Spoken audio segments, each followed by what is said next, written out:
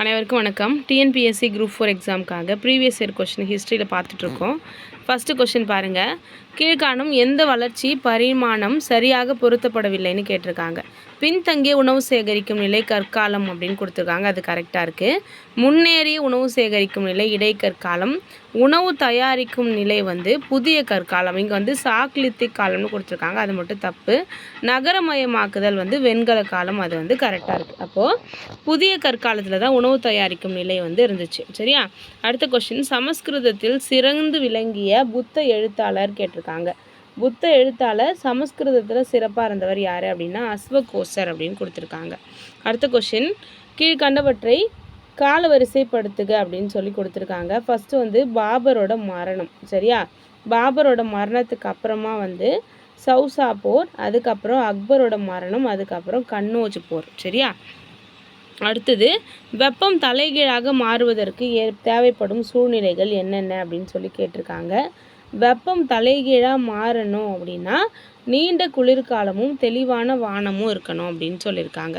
அடுத்தது, சிந்து சமவெளியில் எழுத்து முறை என்ன அப்படின்னா ஃபஸ்ட்டு வலம் இருந்து இடப்பக்கம் எழுதிட்டு திரும்பி இடப்பக்கம் இருந்து வலப்பக்கம் எழுதுவாங்க. சரியா? அதுதான் சிந்து சமவெளியோட முறை. அடுத்தது, சங்ககாலம் தொடர்பான விவரங்களில் கீழ்கண்டவற்றில் எந்த இணை தொடர்பற்று உள்ளது அப்படின்னு சொல்லி கேட்டிருக்காங்க. ஃபஸ்ட்டு, திருமிரதேச சங்காதம் தமிழ் மன்னர்களோட கூட்டமைப்பை என்ன சொல்கிறாங்க அப்படின்னா திருமிரதேச சங்காதம் அப்படின்னு சொல்கிறாங்க. அடுத்தது, முதல் சேர மன்னனை உதயன் சேரல் அப்படின்னு சொல்கிறாங்க. மதுரை காஞ்சியை எழுதினவர் மாங்குடி மருதனார். இதெல்லாம் கரெக்டு. நவுரர் தொண்டி அப்படின்னு கொடுத்துக்கிறது தப்பு அப்படின்னு சொல்லியிருக்காங்க. அடுத்து, சிவாஜியோட வாரிசு அப்படின்னு சொல்லி அங்கீகரிக்கப்பட்டவங்க யார் அப்படின்னா நாக்பூரின் பான்ஸ்லே. நாக்பூரோட பான்ஸ்லேவை சிவாஜியோட வாரிசு அப்படின்னு அங்கீகரிச்சிருக்காங்க. அடுத்து, தலைக்கோட்டை போர். விஜயநகரர்களோட ஆட்சியில் ஒரு இம்பார்ட்டண்ட்டான போர் தலைக்கோட்டை போர் நடந்தது 1565. அடுத்தது, கீழ்கண்டவற்றுள் சரியாக பொருந்திருக்க இணைகள் கேட்டிருக்காங்க. ஜவுன்பூர் நகரத்தை வடிவமைச்சவர் ஃபெரோஷா துக்லக். அகமதாபாத் நகரம் அகமது ஷா. ஜைனுல் அபுதீன் அது காஷ்மீர். சரியா? காஷ்மீரோட அக்பர்னு சொல்லி ஜைனுல் அபுதீனை சொல்கிறாங்க. அடுத்தது, கீழ்வன்றவற்றில் ஒன்று மூடிய பொருளாதாரம் அப்படின்னு சொல்லியிருக்காங்க. மூடிய பொருளாதாரம் அப்படின்னா மற்ற நாடுகள் கூட எந்த வாணிபமும் இல்லாமல் இருக்கிறது தான் மூடிய பொருளாதாரம். சரியா? பன்னாட்டு வாணிபத்தில் எந்த தடையும் இல்லை அப்படின்னாலும், கடல் வழிப்பாதை இல்லை அப்படின்னாலும், ஐக்கிய நாடுகள் அமைப்பில் உறுப்பினராக இல்லாமல் இருக்கிறதுலாம் கிடையாது. அடுத்தது, ஆர்சி மஜும்தாரின் கூற்றுப்படி 1857 புரட்சி தோல்விக்கான காரணம் என்ன அப்படின்னா இந்து முஸ்லீம்கிட்ட ஒற்றுமை இல்லை அப்படின்னு சொல்லி ஆர்சி மஜும்தார் சொல்லியிருக்காரு. அடுத்தது, கீழ்கண்டவற்றை வாசித்து சரியான விடைக்கு சொல்லுங்க அப்படின்னு சொல்லியிருக்காங்க. சிஆர் தாஸை தீனபந்து மிஸ்ரான்னு சொல்கிறாங்க. அது கரெக்டு.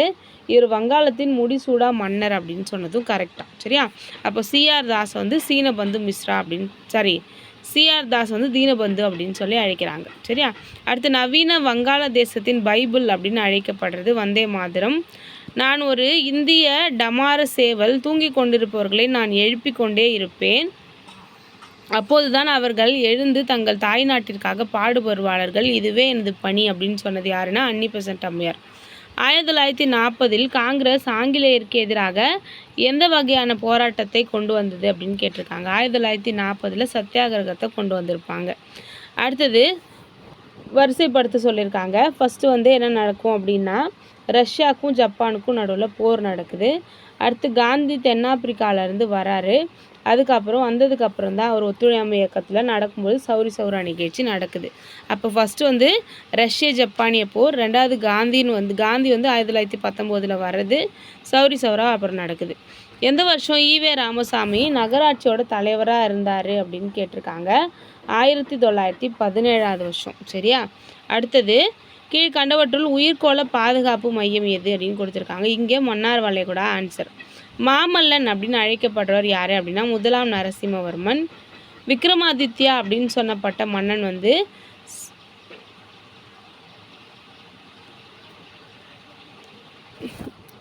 இரண்டாம் சந்திரகுப்தர். இங்கே ஆன்சர் ஸ்கந்தகுப்தர்னு தப்பாக கொடுத்துருக்காங்க. விக்ரமாதித்யா அப்படின்றவர் இரண்டாம் சந்திரகுப்தர் தான். ஒரு பெண் தனது மடியில் குழந்தையை கட்டி கொண்டு ஈட்டி எறிகிற ஓவியம் ஒன்று எங்கே இருக்குது அப்படின்னு கேட்டிருக்காங்க. பிம்பேட்கா அப்படின்ற குகையில் ஒரு பெண் தன்னோட மடியில் குழந்தையை கட்டிக்கிட்டு ஈட்டு எறிகிற மாதிரி டிராயிங் இருக்குது. அடுத்தது ஸ்ரீபெரும்புதூரில் பிறந்து பக்தி இயக்கத்தை பரப்பியவர் யார் அப்படின்னா ராமானுஜர். சரியா, ஸ்ரீபெரும்பூரில் பிறந்தவர் ராமானுஜர். அடுத்தது டாக்டர் எஸ் தர்மாம்பாள் தமிழ் ஆசிரியர்களுக்காக நடத்திய போராட்டம் என்ன அப்படின்னா இழவு வாரம் அப்படின்ற போராட்டம் நடத்தியிருக்காங்க. அடுத்து கீழ்கண்ட எந்த முகலாய மன்னரின் பெயருக்கு அதிர்ஷ்டசாலின் பேருன்னு கேட்டிருக்காங்க. ஹுமாயூனுக்கு தான். மூன்றாவது பானிபட் போர் நடந்தது 1761 நடந்திருக்கு. அடுத்து திவாலாகி கொண்டிருக்க வங்கியின் பின் தேதியுட்ட காசோலை தான் இந்த கிரிப்ஸ் தீதுக்குழு அப்படின்னு சொன்னவர் யாருன்னா காந்திஜி சொல்லியிருக்காரு. தமிழ்நாட்டின் நெசவு தலைநகரம் எது அப்படின்னு கேட்டிருக்காங்க. கரூர். சரியா, அகத்தியருக்கு முதல் 2 தமிழ் சங்கங்களோடு இருந்த தொடர்பு பற்றி சொல்லும் நூல் எது அப்படின்னா இறையனார் அகப்பொருள் உரை. சரியா, இறையனார் எழுதின அகப்பொருள் அப்படின்ற நூலுக்கு அகத்தியர் உரை எழுதியிருப்பார். அந்த உரையில் தான் அகத்தியருக்கு முதல் 2 சங்கங்களோடு தொடர்பு இருக்குன்னு அர்த்தம் இருக்கு. காவிரி பூமண்டலத்தில் சுங்கசாவடி அதிகாரிகளின் பணிகள் பற்றிய விரிவான தகவல் அளிக்கும் சங்க இலக்கியம் என்ன அப்படின்னா பட்டினப்பாலை. சரியா, அடுத்த கொஸ்டின் 1905ஆம் ஆண்டு வங்காளத்தை பிரித்தது யாருன்னா கர்சன் பிரபு. சரியா, அடுத்தது சையத் அகமது கானால் தொடங்கப்பட்ட இயக்கம் என்ன அப்படின்னா அலிகார் இயக்கம். சரியா, அடுத்த கொஸ்டின் புனித தலமான மதுராவை கஜினி முகமது சூறையாடின வருஷம் எது அப்படின்னு கேட்டிருக்காங்க. 1018.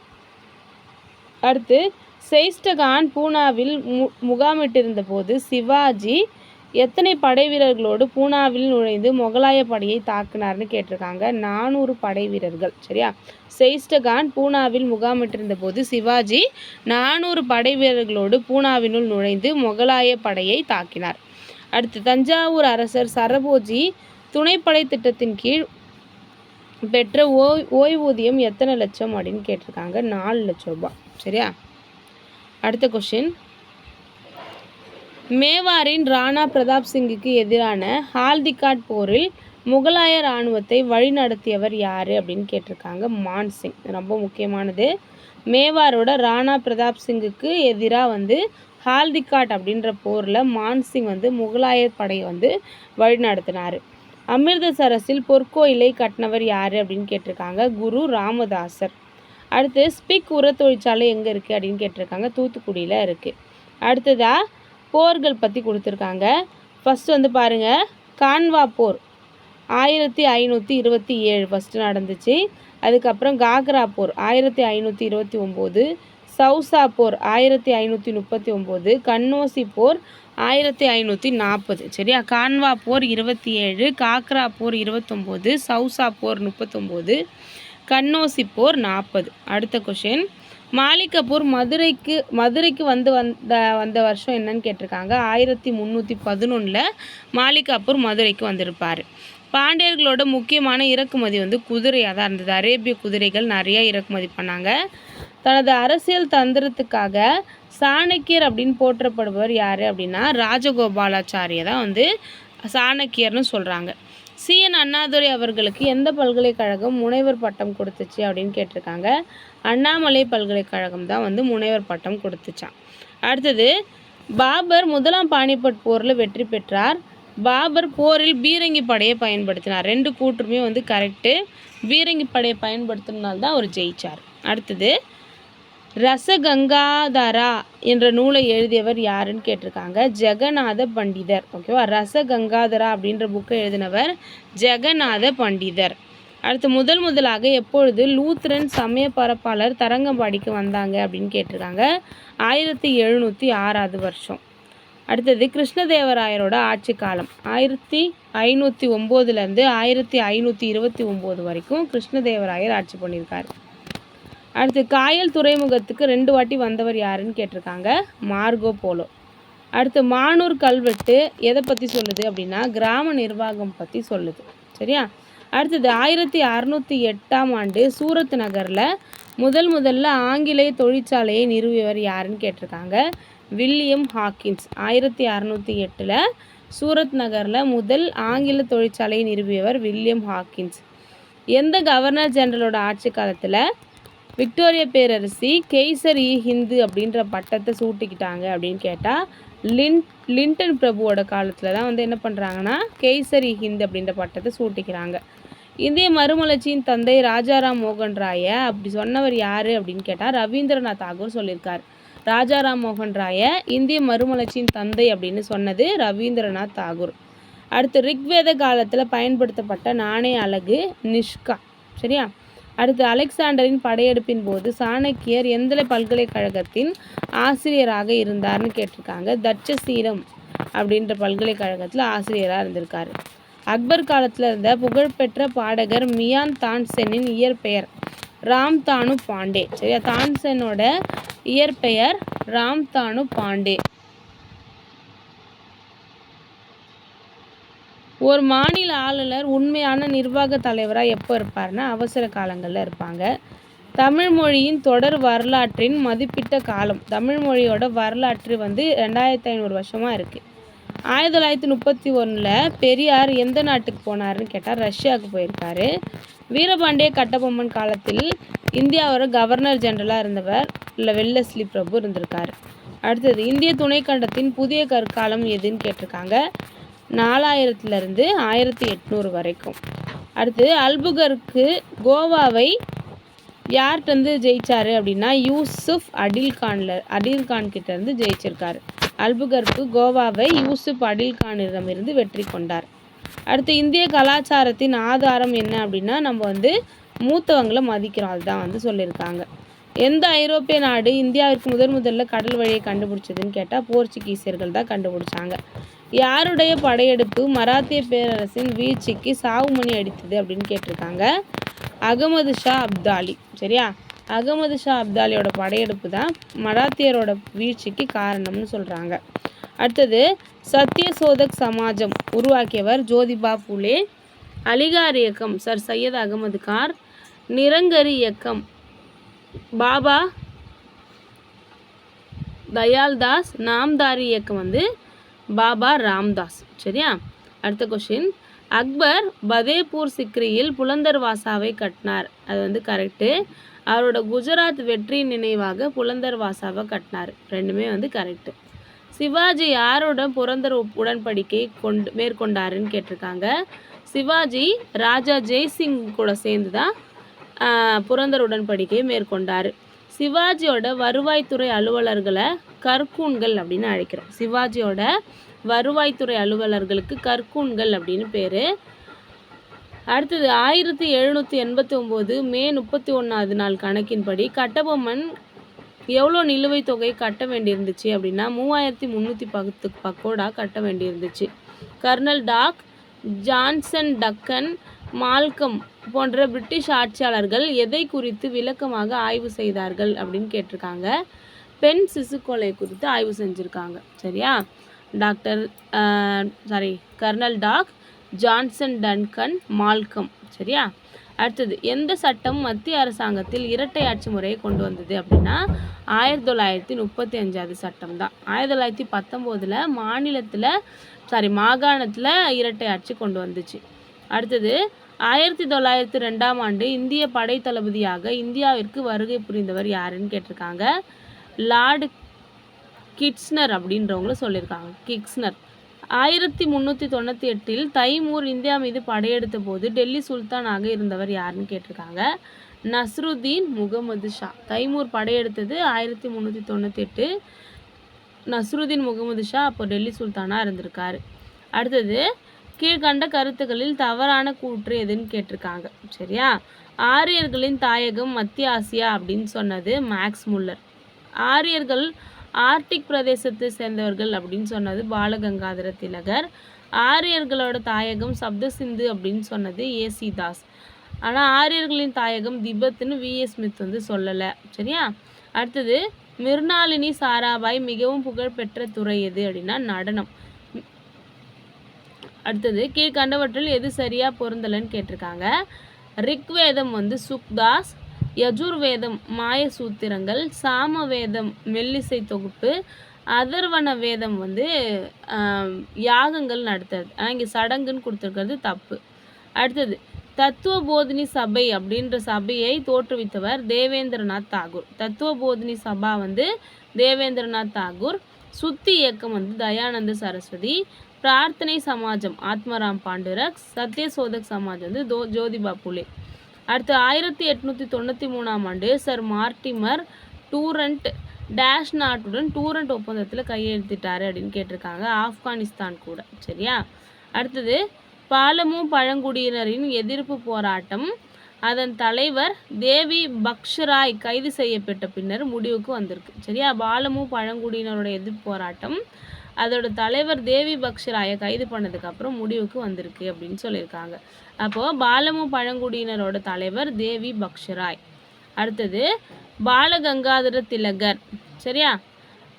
அவர் வந்து ஒரு தீவிர தேசியவாதி, அதனால் தீவிரவாதின்னு கொடுத்துருக்காங்க. மோதிலால் நேரு வந்து சுயராஜ்ய கட்சி தோற்றுவித்தார், அதனால் சுயராஜ்யவாதி. சுரேந்திரநாத் பானர்ஜி அப்படின்றவர் வந்து ஒரு மிதவாதி. எம்என் ராய் வந்து கம்யூனிஸ்ட். அடுத்த கொஸ்டின், அலிகார் இயக்கம் சர் சையத் அகமது கான். தியோபந்த் இயக்கம் யார் அப்படின்னா மௌலானா ஹுசைன் அகமது. முஸ்லீம் லீக்கை தோற்றுவித்தவர் முகமது அலி ஜின்னா. முஸ்லீம் தொகுதி அப்படின்னு கொடுத்து சர் ஆகா கானை கொடுத்துருக்காங்க. அடுத்தது பீகார் 1857 கலகம் பண்ணது. பீகாரில் வந்து கன்வர் சிங். ஓகேவா. அடுத்தது கான்பூரில் நானா சாஹிப். ஜான்சி லட்சுமிபாய். லக்னோ வந்து கன்வர் சிங். சரியா. அடுத்த கொஸ்டின், ஆத்மீய சபா சரியாக பொருந்தி இருக்கிறது கேட்டிருக்காங்க. தத்துவ போதி சபா தேவேந்திரநாத் தாகூர் மட்டும்தான் கரெக்டாக இருக்குது. சரியா. பிரம்மஞான சபை வந்து ராஜாராம் மோகன் ராய். பிரார்த்தனை சமாஜம் ஆத்மராம் பாண்டுரங். அடுத்து சுத்தி இயக்கத்தோட நோக்கம் என்னன்னு கேட்டிருக்காங்க. சுத்தி இயக்கத்தோட நோக்கம் என்ன அப்படின்னா, பிற மதங்களுக்கு மாறினாங்களே, இந்துலேருந்து இஸ்லாமுக்கும் கிறிஸ்டியனுக்கும் மாறினவங்கள திருப்பி இந்து மதத்துக்கு மாற்றுறது தான் சுத்தி இயக்கத்தோட நோக்கம். ஜமீன்தாரி திட்டத்தை கொண்டு வந்தவர் யாரு கேட்டிருக்காங்க. காரன் வாலிஸ். ஜமீன்தாரி திட்டத்தை அறிமுகப்படுத்தியவர் காரன் வாலிஸ். இந்தியாவில் துருக்கி ஆட்சியை உண்மையில் நிறுவியவர் யார் அப்படின்னு கேட்டிருக்காங்க. குப்புதீன் ஐபக். சரியா. இந்தியாவில் துருக்கி ஆட்சியை உண்மையிலே நிறுவனவர் யாருன்னா குப்புதீன் ஐபக். ஹரப்பா நாகரிக காலத்தில் முன்னோக்கிய நீர் மேலாண்மை முறை கண்டறியப்பட்ட இடம் எதுன்னு கேட்டிருக்காங்க. லோத்தல். நீர் மேலாண்மைனாலே நம்ம லோத்தல் வந்து ஞாபகம் வச்சுக்கணும். உடன்கட்டை ஏறும் சட்டத்திற்கு புறம்பானது, தண்டிக்கத்தக்கது அப்படின்னு சொல்லப்படுற ஒழுங்குமுறை சட்டம். உடன்கட்டை ஏறத தடுத்த சட்டம் வந்து ஒழுங்குமுறை எண் வந்து 17 டிசம்பர் 1829. சரியா. 17 அப்படின்றது ஞாபகம் வச்சுக்கோங்க. அடுத்தது விசாகதத்தரின் முத்ரா ராட்சசம் என்ன சொல்லுது அப்படின்னா சந்திரகுப்த மௌரியரை பற்றியும் சாணக்கியரோட கதையை பற்றியும் சொல்லுது. சரியா. விசாகதத்தரோட முத்ரா ராட்சசம் சந்திரகுப்த மௌரியரை பற்றி சாணக்கியரோட கதையும் சொல்லுது. அடுத்தது இந்திய அரசு சட்டம் 1858 என்ன சொல்லுது. பிரிட்டிஷ் கிழக்கிந்திய கம்பெனியுடைய ஆட்சியை முடிவுக்கு கொண்டு வந்து இங்கிலாந்தோட ஸ்ட்ரெயிட்டான ஆட்சியை வந்து உடன்பாடு சொல்லுது. அடுத்து இந்திய கவுன்சில் சட்டம் 1909 முஸ்லீம்களுக்கு தனி தொகுதி கொடுக்கணும்னு சொல்லுது. இந்திய கவுன்சில் சட்டம் 1919 மாகாணங்களில் இரட்டை ஆட்சியை கொடுக்குது. இந்திய அரசு சட்டம் 1935 மாநில சுயாட்சியை வந்து கொடுக்குது. அடுத்ததா சூரத் பிரிவினை ஏற்பட்டது 1907. வங்க பிரிவினை 1905. மிண்டோ மார்லி சீர்திருத்தம் 1909. இந்திய முஸ்லீம் லீக் தோற்றுவிச்சது 1907. சரியா. அடுத்தது காலவரிசைப்படுத்த சொல்கிறாங்க. ஃபஸ்ட்டு வந்து என்ன நடக்கும் அப்படின்னா புனித ஜார்ஜ் கோட்டை கட்டியிருக்காங்க. சரியா. அதுக்கப்புறம் கட்டபொம்மனை தூக்கிலிட்டது 1799. அதுக்கப்புறம் திருச்சி பிரகடனம் வந்து நடந்திருக்கும் 1801. அதுக்கப்புறம் வேலூர் கழகம் 1806. சரியா. அடுத்தது காங்கிரஸ் அமைச்சரவை ராஜினாமா செய்ததை விடுதலை நாளாக ஜின்னா கொண்டாடின தினம் எதுன்னு கேட்டிருக்காங்க. டிசம்பர் 22, 1939. சரியா. டிசம்பர் 22, 1939 காங்கிரஸ் வந்து என்ன பண்ணிடுவாங்க அப்படின்னா ராஜினாமா பண்ணிடுவாங்க. ஏன்னா 2ஆம் உலகப் போரில் நம்மளை வந்து ஈடுபடுத்தினதுக்காக. அதுக்கு வந்து முகமது அலி ஜின்னா வந்து டிசம்பர் 22 விடுதலை நாளாக கொண்டாடியிருக்கார். 1928 பம்பாய் நூற்பாலை போராட்டத்தை வழிநடத்திய அரசியல் கட்சி எதுன்னு கேட்டிருக்காங்க. இந்திய பொது உடைமை கட்சி. அடுத்தது அதிகார மாற்றத்திற்கான பிளான் பால்கன் எனும் திட்டத்தை தயாரித்தவர் மவுண்ட் பேட்டன் பிரபு. சரியா. பிளான் பால்கன் அப்படின்ற திட்டத்தை தோற்றுவித்தவர் மவுண்ட் பேட்டன். அடுத்து பகத்சிங் எப்போது லாகூரில் தூக்கிலிடப்பட்டார்னு கேட்டிருக்காங்க. 23 மார்ச் 1931. 23 மார்ச் 1931. அடுத்தது 19ஆம் நூற்றாண்டின் முதல் பகுதியில் மேற்கத்திய நாடுகளின் தொழில் புரட்சியை சந்தித்த போது இந்திய தொழில்கள் மட்டும் நலிவடைந்தன. கரெக்டான கூற்று. இந்தியாவின் பாரம்பரிய கைவினை தொழிற்சாலை சரி செய்ய முடியாத அளவுக்கு நலிவடைந்தது. ரெண்டுமே கரெக்டு. அடுத்தது தவறான இணை எதுன்னு கேட்டிருக்காங்க. தாய்மொழி பத்திரிகை சட்டம் 1873ன்னு கொடுத்துருக்காங்க, அது மட்டும் தப்பு. லைசன்ஸ் சட்டம் 1857, பத்திரிகை சட்டம் 1867, தடை சட்டம் 1870. இதெல்லாம் கரெக்டாக இருக்கான். எந்த கல்வெட்டில் பனாவாசி, கோலாப்பூர், வாதாபி, ஐஹோல், பட்டடக்கல், சரவணபெலகுலா போன்ற நகரங்களோட பெயர்கள் இருக்குது அப்படின்னு கேட்டிருக்காங்க. தக்கான கல்வெட்டில் இருக்குது. 1837 அசோகரோட கல்வெட்டுகளை கண்டுபிடிச்சவர் யாருன்னு கேட்டிருக்காங்க. James Prinsep. சரியா. அடுத்து இந்திய சுதந்திர போராட்டம் நடைபெற்ற போது செய் அல்லது செத்துமடி அப்படின்னு சொல்லிட்டு யார் சொன்னாங்கன்னா மகாத்மா காந்தி சொல்லியிருப்பார். வெள்ளையனே வெளியேறு இயக்கம். அப்போது இந்தியா மற்றும் பாகிஸ்தான் நாடுகள் சிந்து நதி நீர் உடன்படிக்கையில் கையெழுத்திட்ட வருஷம் செப்டம்பர் 1960. புத்தரின் இறுதி பிரசங்கத்தை கேட்டவர் யாருன்னு கேட்டிருக்காங்க. சுபத்ரா அப்படின்றவங்க கேட்டிருக்காரு. அடுத்தது அக்பர் அவருடைய ராஜபுத்தன கொள்கைக்கு பெயர் போனவர். அது கரெக்டு. அவர் ஜெய்ப்பூர் அரசர் ராஜா பிஹாரி மாலின் முதல் மகளை திருமணம் செய்து கொண்டார். அதுவும் கரெக்டு. அடுத்தது ஜனகன் அப்படின்றவங்க அரசர்கள் அவங்களோட நாடுகள் கொடுத்துருக்காங்க. ஜனகன் அரசருக்கு விதேகம் அப்படின்னு சொல்லியிருக்காங்க. அடுத்ததா பிரவாகன ஜெய்வலி குரு பாஞ்சாலம், அஸ்வபதி கைகேயம், பிரனேசஜித் கோசலம். அடுத்து கிருஷ்ணா மற்றும் கோதாவரி ஆறுகளுக்கு இடையே இருந்த அமராவதி மற்றும் குண்டூர் மாவட்டங்களில் அமராவதி கலை சிறப்பாக இருந்தது. இப்பகுதி எந்த நூற்றாண்டில் முக்கிய புத்த சமய மையமாக திகழ்ந்ததுன்னு கேட்டிருக்காங்க. கிமு 2ஆம் நூற்றாண்டு. சரியா. இதோட நெக்ஸ்ட் வீடியோவில் பார்க்கலாம். தேங்க்யூ.